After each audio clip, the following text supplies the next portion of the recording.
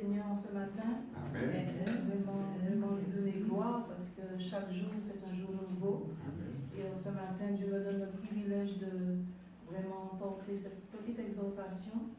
Ça n'a pas été sans combat. Nous savons que les combats, ça nous amène toujours à la victoire. Amen. Je suis la lumière du monde. La définition de la lumière, donc la lumière, c'est ce qui éclaire naturellement. Dieu, depuis la fondation du monde, a créé la lumière. Au commencement, dans la Genèse, Genèse 1, verset 3, la sœur Christiane. Genèse 1, 3. Dieu dit que la lumière soit, et la lumière fut. Amen. Amen.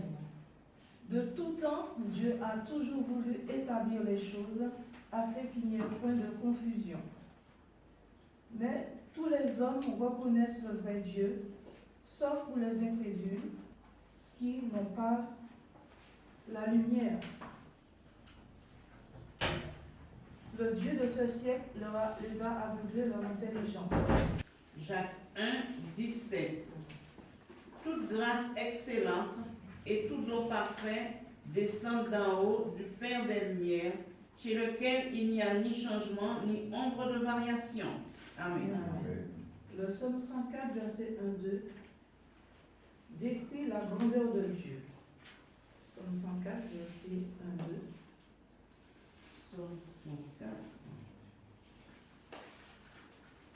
Psaume 104, 1, 2. Mon âme bénit l'Éternel. Éternel, mon Dieu, tu es infiniment grand. Tu es revêtu d'éclat et de magnificence. Il s'enveloppe de lumière comme de manteau. Il étend les cieux comme un pavillon. Amen. Amen. Nous sommes la lumière du monde. Lorsque nous avons accepté Jésus-Christ dans notre vie, à travers la repentance, nous avons confié tout au Seigneur. Nous sommes repentis de nos péchés. Nous savons que le Seigneur nous a appelés à être la lumière du monde. On ne met pas une lampe sur un boisseau, parce que la lumière doit éclairer toute une pièce. Nous allumons la lumière, elle éclaire toute la maison. Amen. Jésus, c'est la même chose. Jésus éclaire nos vies, ce qui est en dedans de nous et ce qui est à l'extérieur. Merci Seigneur. Donc, on ne met pas une lampe sur un boisseau. Marc 4, verset 21, 22. Marc 4, 21, 22. Il leur dit encore, apporte-t-on la lampe pour la mettre sous le boisseau ou sous le lit? N'est-ce pas pour la mettre sur le chandelier? En du témoignage à la vérité. Il a porté aussi cette lumière, parce qu'il a reçu du Seigneur. Jean 5, verset 31-32. Jean 5, verset 31-32. Jean 5, 31, 32. Si c'est moi qui rends témoignage de moi-même, mon témoignage n'est pas vrai. Il y en a un autre qui rend témoignage de moi. Et je sais que le témoignage qu'il rend de moi est vrai. Dans la lumière, nous vivons dans la lumière en Jésus-Christ. Si je marche dans la lumière comme Dieu est dans la lumière, non dans la lumière de ma conscience, mais la lumière de Dieu. C'est elle qui éclaire. C'est le péché qui est en moi. Je reconnais que je ne suis pas dans la lumière lorsque je suis dans le péché. Amen. Mais la lumière est en moi et elle éclaire. La conscience est touchée par rapport à la parole de Dieu. Et si je marche dans la lumière, j'ai l'espérance aussi de sa gloire.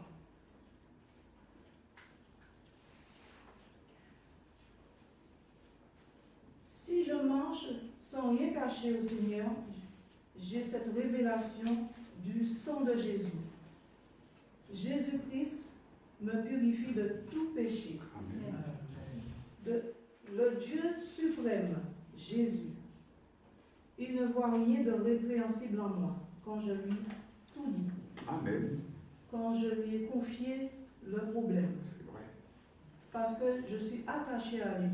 je ne peux pas me défaire de lui. Alléluia. C'est vrai, lorsque nous avons une situation, on a tendance à cacher, mais le Seigneur sait déjà. Il est déjà au repérage. Et là, il nous regarde notre toupet. C'est vrai. Mais le Seigneur nous aide parce qu'il ne veut pas perdre aucune de ses brebis. Alléluia. Alléluia. Alléluia. L'amour de Dieu qui est à l'œuvre en moi me fait haïr le péché. Donc nous devons avoir cette haine du péché. Amen. Parce que sa toute puissance, le Saint-Esprit est en moi. Alléluia.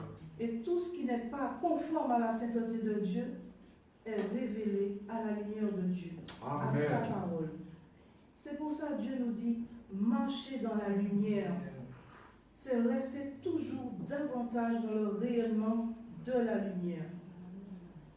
Si nous avons la lumière, nous ne pouvons pas, je dirais, demeurer dans les ténèbres.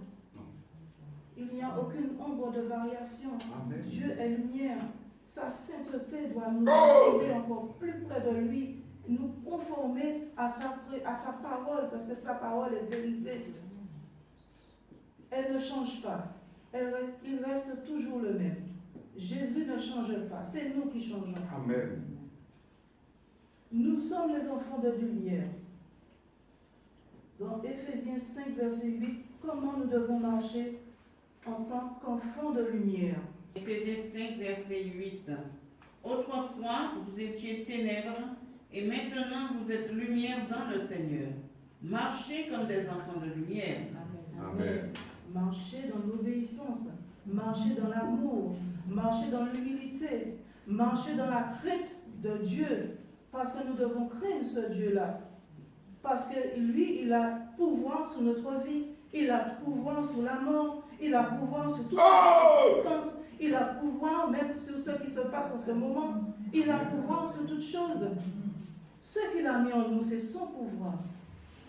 Ça veut dire que lorsque nous prions, nous avons pouvoir. Nous avons le pouvoir qu'il a mis en nous pour pouvoir déclencher les choses dans le ciel. Et en ce matin, nous pouvons déclencher, nous pouvons déclarer que Jésus est lumière. J'ai la lumière de Jésus en moi. Alléluia. Nous devons le confesser afin que Satan n'ait pas avantage sur nous, dans quoi que ce soit, dans nos pensées, dans nos actions.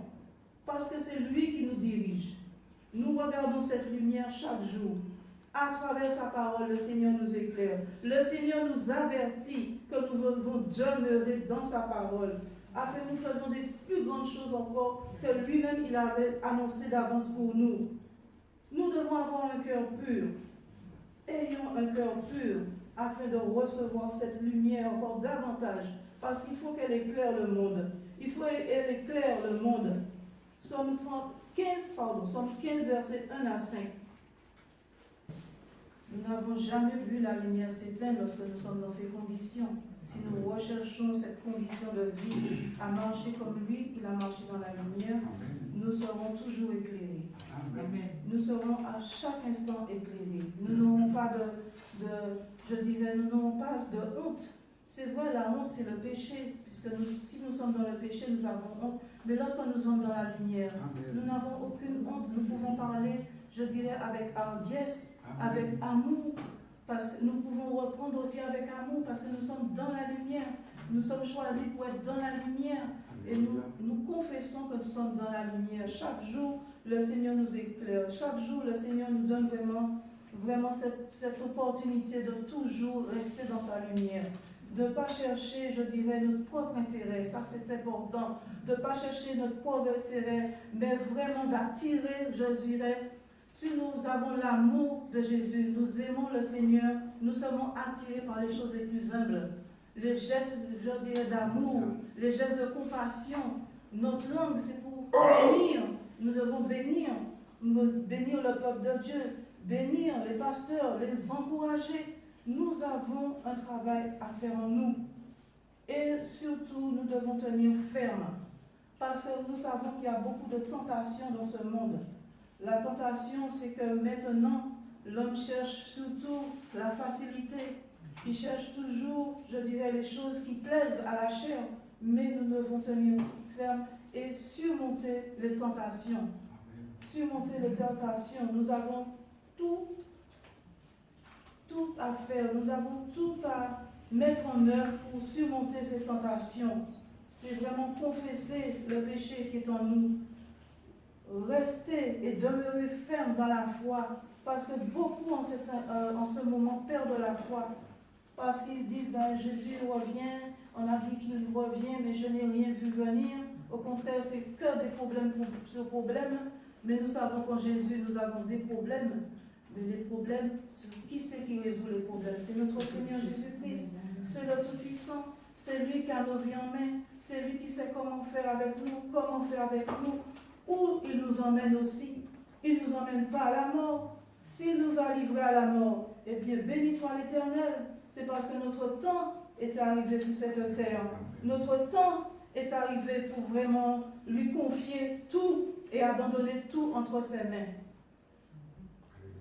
En conclusion, nous allons lire le 1 Timothée 6, versets 11 à 16.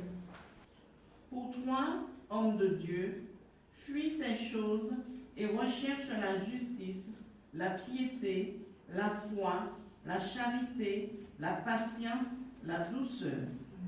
Combat le bon combat de la foi, saisis la vie éternelle à laquelle tu as été appelé et pour laquelle tu as fait une belle confession en présence d'un grand nombre de témoins.